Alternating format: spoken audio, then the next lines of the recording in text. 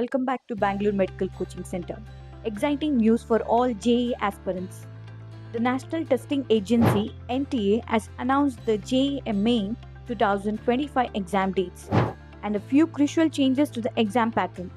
Let's dive into the key updates you need to know about it. Exam dates and section.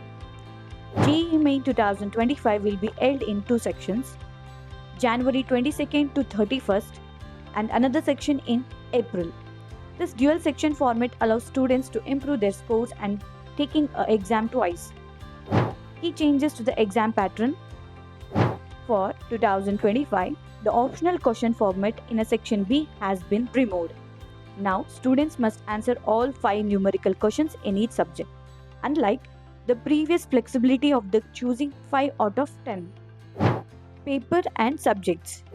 The exam includes 2 papers, Paper 1 for BE and BTech and Paper 2 for B Architecture and B Planning. Paper 1 will focus on physics, chemistry and mathematics with 25 questions in each section.